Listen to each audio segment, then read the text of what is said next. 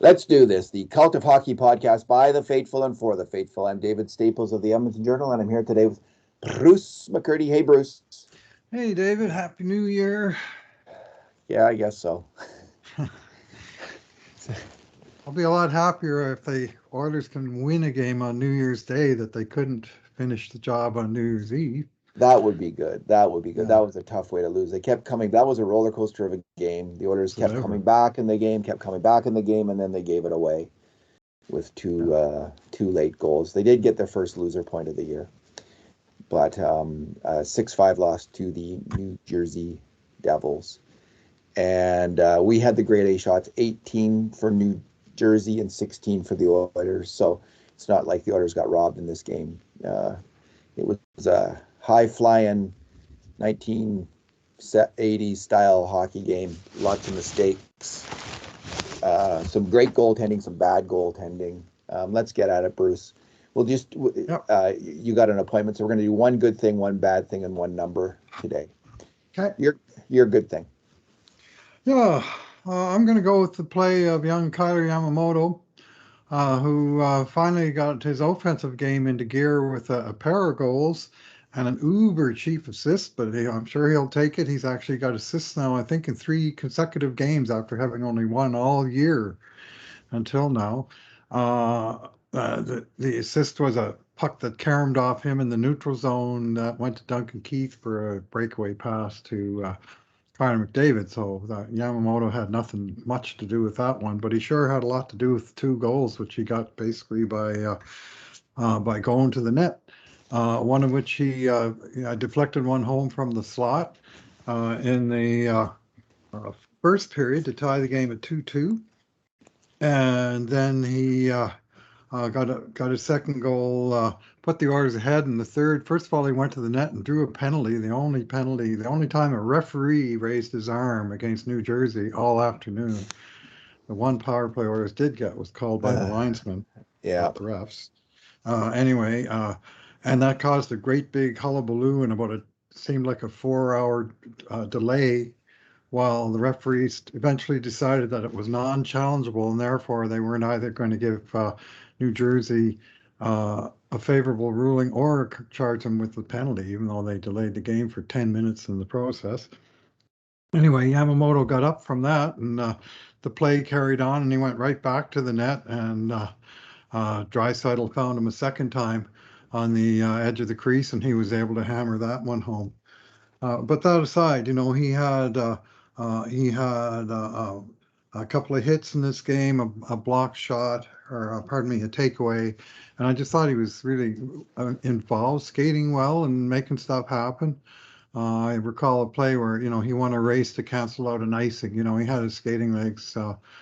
He had his skating legs in gear, and this is frankly the best he's looked in quite some time. So, among several choices of potential good things, hate to overlook another youngster, Ryan McLeod, in this game, but Yamamoto is, if the Oilers had won and we'd done 2 good things, he would have been the other one. Let's put it that way. So, honorable mention to him. What's your good thing?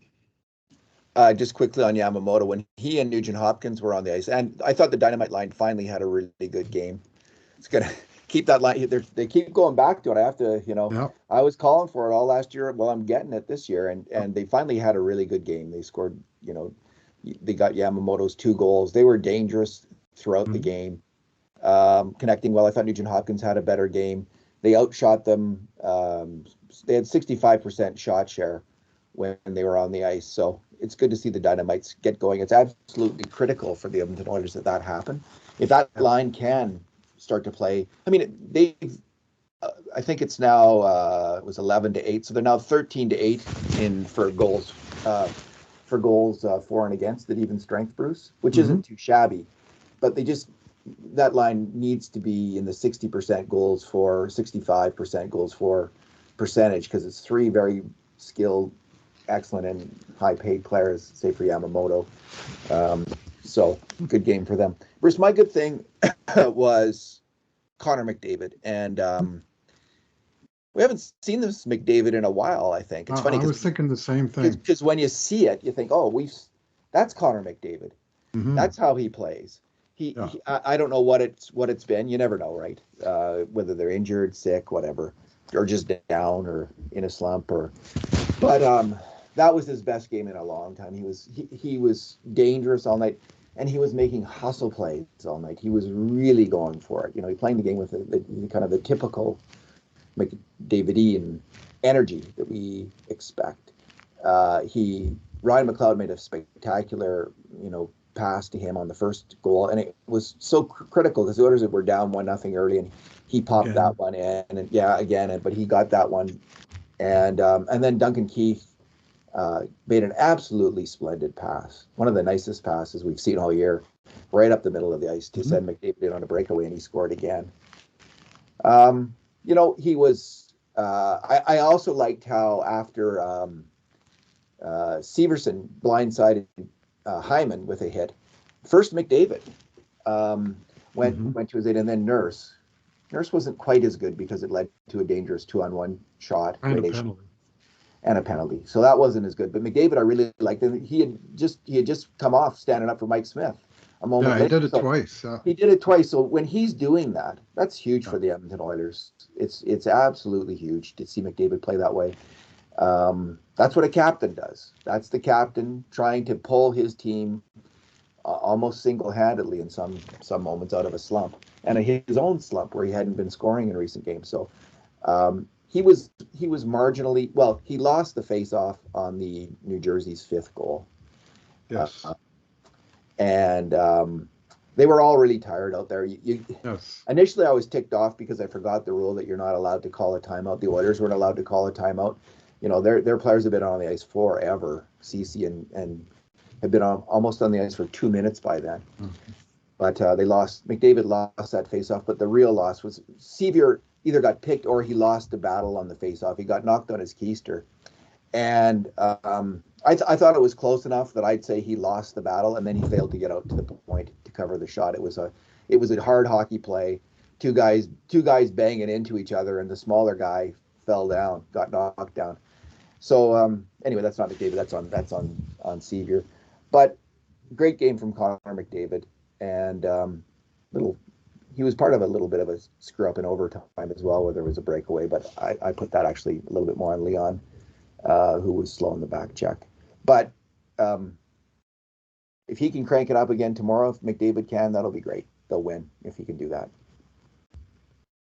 Bruce, what's your bad thing? Sadly, McDavid wound up -1 in this game. He scored the 2 goals, but New Jersey got 3 on his watch, and the winner, went right through his screen. He did screen the goalie. Part of the issue, and the face-off loss was a key component of that one. He did play really well. I wouldn't be surprised if he was tired at the end. He played 27 minutes and 57 seconds today. So we'll see what kind of legs he's got tomorrow. But they looked like it in overtime, Bruce? Yes. Tired. He and Draisaitl looked tired. Draisaitl only played 24 and a half minutes. So, but I mean, that's a lot of minutes for a forward for both of them. But that's the Oilers. They've got these 2 powerhouses that they totally rely on. And, Yeah. Yeah. All right, let's move to your bad thing.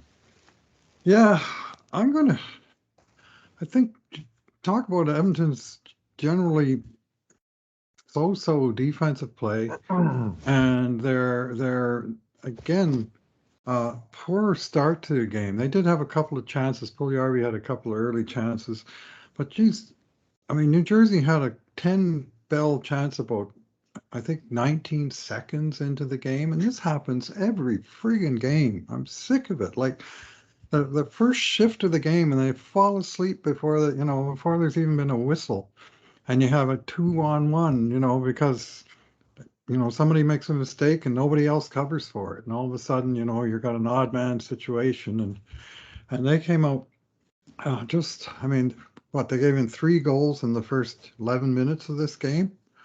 Yeah. And you'd think by now that this idea of, starting games slowly, killing this team, might have gradually sunk into the idea of, hey, let's be ready for the start of the game. And yet, here That we was a are again, yeah. getting blown up in the opening minutes of the game, and That was there's Nurse. He misread the play. Nurse tried to make the play, and yes, yeah, he it blew the was. pinch, caught Yeah, he was flat-footed, playing his two on first one. shift in 2 weeks, so Yeah, and he there's should some, have been thinking, "I'll take it yeah, easy here. I'm not going to try to yeah. force things. I'm going to just maybe hang back." That makes sense. I mean, he's the NHL hockey player, not me, but would that make sense? So yeah, I Well, think I think a little bit of conservatism in the early portions of games might not go amiss with this crew because of the constant, getting scored on first and usually early. yeah, Sure enough, in this game it was a little bit of a thin penalty, and then they scored right away off the power play. 98 seconds into the first period, and there the Oilers trailing. They tie it up. 17 seconds later, they're trailing again. And it's gotten old. It's gotten old, and their defensive play, and I got to say their net minding today. I didn't think it was up to scratch. Smith, I mean, he faced a lot of rubber. They had 41 pucks on net. They had, what do you say, 18 grade A scoring chances. He had some good saves, but man, it seemed like 3 or 4 of the goals went right through him. There's a couple of goals I honestly don't know how they even went in the net. That yeah, came from outside, and 2 went through the 6 hole. There was a guy that I think this was a 3-2 goal where it looked like a routine sort of 3-on-3, and Dawson Mercer, the good Newfoundland boy, he just busted up the middle and nobody went with him, and the puck got through and he scooped it right under Smith's arm and into the net. Smith's legs were open, his arms were out here, and the shot was coming from like 5 feet out. You got to close it up. And he didn't, and the puck found a hole. And the tying goal from the point. I mean, it may have hit something. I saw nothing conclusive in the replay that convinced me that the puck didn't literally go through Smith. It was like a 60-foot wrist shot that hit the middle of the net. Don't quite know how it got there. It might have hit a guy in the body or something. Anyway, and I you didn't got to see be it, Bruce. I didn't you got see to be it. big in the net. You got to be I didn't big see in the it then. net. Yeah, And then in overtime, of course, he makes 2 good saves in overtime. And then the shot from outside the top of the circle in on his body. And again, he can't squeeze it. He finds a hole and dribbles about 2 inches over the goal line. And there was just too many of those today. And for all, and he did make some good saves, like I said, but not enough of them. And 6 goals against is brutal. I mean, you don't ever win in this league with 6 goals against pretty much. And they gave yeah. him 5 goals of support, and it still wasn't enough. It was like a kind of a WHA performance in net from the goalie. In the WHA, those Don goalies would Smoky make McLeod. This was a they'd Don make Smoky McLeod kind of game. Lots of yeah, passes from the coming off the big paddle, and then a couple of pretty shaky moments on the puck stopping side of things. yeah.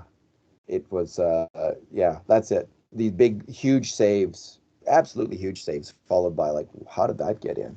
Yeah, his And technique was poor. Like he made saves. He was responsive, but he was kind of all over the place, and it hurt him. yeah, And at least he didn't get knocked out of the game in that big pile up in the third period where he looked like he got his leg wrenched from his body. So that was some good news. Yeah, Bruce, I agree. He just that last goal against like it did go through McDavid's legs, but it was kind of an outside shot and seemed like he should be able to see it through McDavid's legs, and then it went right through him, like it squeaked through him. So there's just too many moments like that where they needed the save. But again, he came up big and he did make that save in those moments again and again, including 2 huge breakaway saves in overtime. But uh, it's not a good ratio. In the end, I'm counting 19 grade A shots. I just upgraded one of them, so 19 and uh, and 6 goals. That's not good enough. 4 goals that would have on 19 grade A shots. Then the Oilers win that game, right? yeah, But 6, no, you can't have that. You can't have that. Bruce, and I've been complimentary towards Colton Seaver. My bad thing is Colton Seaver this game. 4 major mistakes at even strength on grade A shots against. For a winger, that's a huge number. And it's not like there was only one of them, which left me really thinking, what was he up to? A lot of them were kind of tough plays where he's trying to get out to the point to stop the shot, and he doesn't get there. And that's including on New Jersey's 5th goal, where he got knocked over by Nathan Bastian. Is that his name? He was rumored to be. Mm-hmm. He was rumored to be coming to the Oilers earlier on. I guess New Jersey didn't want to trade him in conference, or Seattle didn't want to trade him in conference, and New Jersey, unless it was a waiver wire pickup. I didn't see that transaction when it happened. Anyway, there were some tough plays on the first goal against on the power play. There's kind of a wide open one-timer, a little too wide open for my liking. It's because the Oilers do have the green light to chase on the PK and to try to win that puck, but both Ryan and he kind of got pulled over, and it was just a wide open one-timer. And I thought they were 1-0 goal. This is the 1-0 goal, the first goal for Seattle, or not Seattle, for New Jersey. And I thought it was, both he and Ryan were a bit culpable on that one. The one that really got me, though, was New Jersey's 4th goal by Kuokkanen, I believe his name is. Mm-hmm. And he came in. The play starts, and the biggest culprit was Slater Kukuk, who is late on a pinch. Oh, man. Yeah, caught on that play. I don't know why anyway late on the pinch, and boom, they're off to the races. And Sevier and Bouchard kind of move over to the player who gets the puck to head him off at the pass, but he slides the puck over to the other wing, and Ryan is over there. But Kuokkanen is the latecomer on that play. He's coming into the play, and Sevier just gives him all the time and space in the world. Just incredible gap. There was no one else for Colton Sevier to cover on that play. There was no other New Jersey player rushing into the slot that he had to take. All he had to do was move up on Kuokkanen, and there's no shot at all. He's a smart defensive player. He just didn't get that read. He wasn't there on time. Sometimes that happens, Stephen. Really smart defensive player where they just misread the play and allow a shot. Unless there's something I missed there, like some other thing that would stop him from covering that guy. But that was the only guy coming into the play. And maybe Sevier thought, Ryan might get beat down the board, so I better be there. But, had his man. He's got to cover his own man, and that's who scored the goal. So I really didn't like that play. It was a rough night for Colton Sevier in the defensive end. Well, we have him as a culprit, one of the culprits on 3 New Jersey goals. Ooh. And when you one of them was on the penalty kill, one of them was on the 5-on-6, and you could debate whether he was the culprit or the ref who didn't call the pick play was the culprit. But he didn't get to the point and cover his man, and he lost the battle, you could say, trying to get out there. But he's there for his defensive play. The reason he's out there in the last minute of the game, even though the face-off was because of an icing, so the coach didn't have full choice, but he was out there, protecting the lead very late. Because he's a good defensive player, but he did not have a good defensive game. Yeah. Bruce, what is your number? Yeah, okay. Well, I'm going to go with the number 1, which is the number of points Edmonton got from this game. It's also the number of loser points they now have in the entire season. Game number 31, they at least got a point for their loss after their previous 12 losses had all come in regulation. Of course, they played some or extra time before, gimmick time, I call it, whether it's 3-on-3 or shootout. Either way, it's kind of a gimmick that decides those games, and they won the first 3, so that's good. That's what you want. You want to always win that extra point. But they haven't had enough games where they've, had some kind of result out of it. So I guess you're going to take that result. At the same time, I got to say, they had a 1-goal lead in the last minute of the 3rd period against a team that had won 4 of its last 19 games. I mean, you got to finish these games. They're not beating good teams. You got to beat the bad teams. New Jersey, by the standings, is a bad team. They're in 7th place in their division. And yet somehow the Oilers allowed 41 shots, 18 grade A shots, 6 goals against a fairly pedestrian Eastern Conference team. And it's a pretty disappointing outcome, even with the 1 point.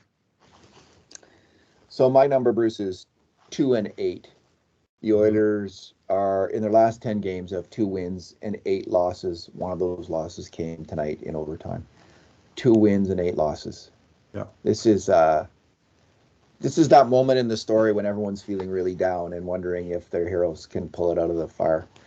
And that's where we are. We'll see. It's you gotta have that down moment before the good stuff comes. Maybe we'll see if it comes or not.